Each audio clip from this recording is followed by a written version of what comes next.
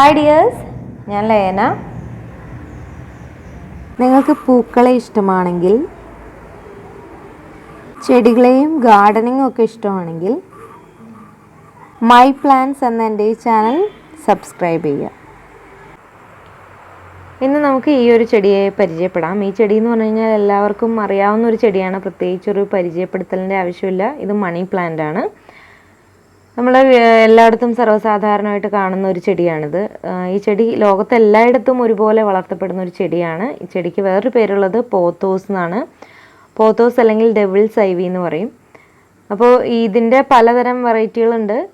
ഇതിലിപ്പോൾ ഈ വെറൈറ്റിക്ക് പറയുന്ന പേര് ഗോൾഡൻ പോത്തോസ് എന്നാണ്. അതായത് പച്ച കളറിൽ ഇലകളിൽ മഞ്ഞ ഷെയ്ഡ് വരുന്നത് ഗോൾഡൻ പോത്തോസ് ആണ്. അപ്പോൾ ഇതിൻ്റെ വെറൈറ്റികൾ നിങ്ങൾ കാണാൻ ആഗ്രഹിക്കുന്നുണ്ടെങ്കിൽ പോത്തോസിൻ്റെ വെറൈറ്റീസ് എന്ന് പറഞ്ഞിട്ട് എൻ്റെ ഒരു വീഡിയോ ഉണ്ട്. ആ വീഡിയോയിൽ നിങ്ങൾക്ക് വേറെ 2-3 വെറൈറ്റികൾ കൂടി കാണാൻ പറ്റും. അപ്പോൾ ഇതെന്ന് പറഞ്ഞു കഴിഞ്ഞാൽ നമുക്ക് ചട്ടിയിൽ വളർത്താം. അതല്ലാന്നുണ്ടെങ്കിൽ ചട്ടിയിൽ ഒരു സ്റ്റിക്ക് വെച്ച് കൊടുത്ത് നമുക്ക് ഇതിനെ അതിൽ പടർത്തി അങ്ങനെ വളർത്താൻ പറ്റും.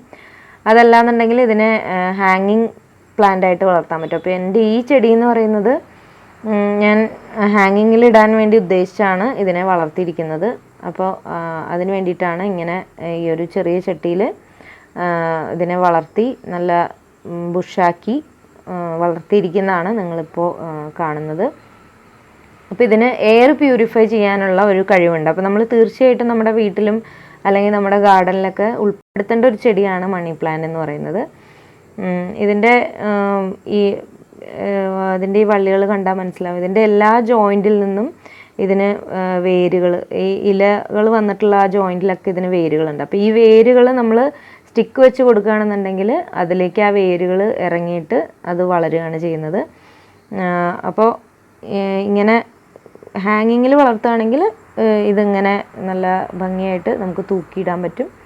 അതല്ലെങ്കിൽ നമുക്ക് അങ്ങനെ സ്റ്റിക്കിൽ വളർത്താൻ പറ്റുന്നതാണ്.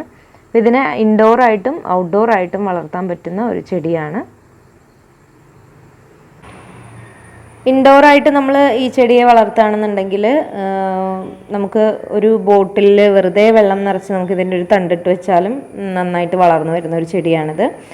അപ്പോൾ വയ്ക്കുമ്പോൾ ഒരു പ്രകാശമുള്ള ഒരു ജനലിൻ്റെ സൈഡിലോ എവിടെയെങ്കിലും നമ്മൾ ഇൻഡോർ വയ്ക്കുമ്പോൾ ഈ ചെടിയെ വെക്കാൻ വേണ്ടി ഒന്ന് ശ്രദ്ധിക്കണം. ഔട്ട്ഡോർ ആണെന്നുണ്ടെങ്കിൽ നമുക്ക് ഷെയ്ഡിൽ വളർത്താൻ പറ്റും. അല്ലെങ്കിൽ ഇൻഡയറക്റ്റ് ആയിട്ട് സൺലൈറ്റ് കിട്ടുന്ന സ്ഥലത്ത് നമുക്ക് ഇതിനെ വെക്കാം. ഡയറക്റ്റ് സൺലൈറ്റിന് ഈ ചെടിക്ക് ആവശ്യമില്ല. നമുക്ക് ഇൻഡയറക്റ്റ് ആയിട്ട് വരുമ്പോഴാണ് ഇതിൻ്റെ ഇലകളെല്ലാം കാണാൻ നല്ല ഭംഗിയായിട്ട് വരുന്നത്. അപ്പോൾ ഇതിൻ്റെ ഈ വേരുകൾ നിങ്ങൾക്ക് കാണാൻ പറ്റും. ഈ വേരുകൾ ഇറങ്ങാൻ വേണ്ടിയിട്ട് നമുക്ക് കുറച്ച് ലൂസായിട്ടുള്ള ഒരു മീഡിയത്തിലാണ് നമ്മൾ ഈ ചെടിയെ വളർത്തേണ്ടത്. മണലും അതുപോലെ തന്നെ ചാണകപ്പൊടിയും മിക്സ് ചെയ്യുക. പിന്നെ ചകിരിച്ചോറ് മിക്സ് ചെയ്യുന്നത് ഈ ചെടിയുടെ മണ്ണിൽ മിക്സ് ചെയ്യുന്നത് നല്ലതാണ്.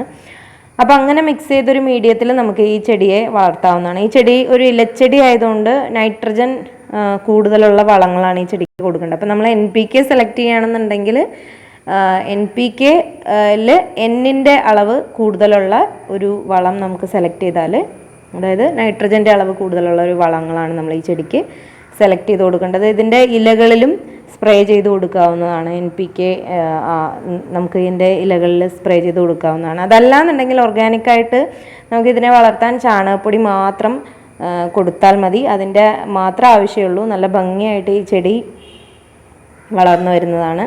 അപ്പോൾ ചകിരിച്ചോറ് ഇതിൻ്റെ മണ്ണിൽ മിക്സ് ചെയ്താൽ ഈ ചെടിക്ക് മണ്ണിൽ നനവ് നിൽക്കുന്നത് നല്ല ഇഷ്ടമുള്ളൊരു ചെടിയാണ്. അപ്പോൾ അതുകൊണ്ട് ചകിരിച്ചോറ് മിക്സ് ചെയ്ത് കൊടുത്ത് നമുക്ക് നനച്ച് കൊടുത്തു കഴിഞ്ഞാൽ നല്ലതായിട്ട് ഈ ചെടി വളർന്നു വരുന്നതാണ്. ഒന്നിടവിട്ട ദിവസങ്ങളിൽ മാത്രമേ ഈ ചെടി നനയ്ക്കേണ്ട കാര്യമുള്ളൂ. നമ്മൾ ഔട്ട്ഡോർ വെക്കുകയാണെന്നുണ്ടെങ്കിൽ. ഇൻഡോർ വെക്കുകയാണെങ്കിൽ നമുക്കിതിൻ്റെ നനവ് ഇല്ല, അതിൻ്റെ ആ മണ്ണിൽ ഒട്ടും നനവില്ല എന്ന് തോന്നുമ്പോൾ മാത്രം നമുക്ക് ഈ ചെടിയിൽ വെള്ളം ഒഴിച്ച് കൊടുക്കേണ്ട ആവശ്യമുള്ളൂ.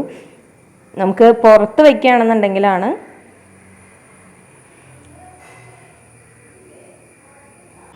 ഒന്നിടവിട്ട ദിവസങ്ങളിൽ ഈ ചെടിയെ നനച്ചു കൊടുക്കേണ്ടതായിട്ട് വരിക.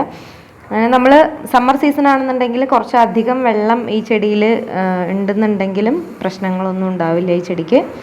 അപ്പോൾ വെള്ളം നനയ്ക്കുമ്പോൾ ഇതിൻ്റെ ഇലകളിൽ കൂടി വെള്ളം സ്പ്രേ ചെയ്ത് കൊടുക്കാൻ ശ്രദ്ധിക്കുക. അത് ഈ ചെടിക്ക് നല്ലതാണ്, അങ്ങനെ ഇലകളിൽ വെള്ളം സ്പ്രേ ചെയ്ത് കൊടുക്കുന്നത്. അപ്പോൾ ഇതിനെ വേറൊരു ചെടി ഉണ്ടാക്കാനായിട്ട് വളരെ എളുപ്പമാണ്. അപ്പോൾ ഇതിൻ്റെ തണ്ടുകളിൽ നിന്ന് വേരുകൾ താഴത്തേക്ക് ഇറങ്ങുന്നൊരു ടൈപ്പാണ് ഈ ചെടി. അപ്പോൾ ആ വേരുകൾ മണ്ണിൽ തൊട്ടിരിക്കുന്ന രീതിയിൽ നമുക്കൊരു കഷ്ണം മുറിച്ചെടുത്ത് ആ വേരുകളെ മണ്ണിൽ ഇറക്കി വെച്ച് നമ്മുടെ കഷ്ണങ്ങൾ നട്ടു കഴിഞ്ഞാൽ പുതിയ ചെടി നമുക്ക് ഉണ്ടാക്കിയെടുക്കാൻ പറ്റും. അതല്ല നമ്മൾ ബോട്ടിലിടുകയാണെങ്കിൽ ബോട്ടിൽ കിടന്നാൽ തന്നെ നല്ലതായിട്ട് വേര് പിടിച്ച് വരുന്ന ഒരു ചെടിയാണിത്. അപ്പോൾ ഇതിനെ നമുക്ക് മതിലുകളിലൊക്കെ വെച്ച് കൊടുത്താൽ മതിലുകളൊക്കെ കവർ ചെയ്യുന്ന രീതിയിൽ വളർന്ന് നല്ല ഭംഗിയായിട്ട് വരുന്ന ഒരു ചെടി കൂടിയാണിത്. അപ്പോൾ എയർ പ്യൂരിഫയർ ആയതുകൊണ്ട് തീർച്ചയായിട്ടും നമ്മുടെ വീട്ടിലെ ഗാർഡനിൽ ഈ ചെടിയെ ഉൾപ്പെടുത്തുക. അപ്പോൾ ഈ വീഡിയോ നിങ്ങൾക്ക് ഇഷ്ടപ്പെടുകയാണെന്നുണ്ടെങ്കിൽ തീർച്ചയായിട്ടും ലൈക്ക് ചെയ്യുക, ഷെയർ ചെയ്യുക.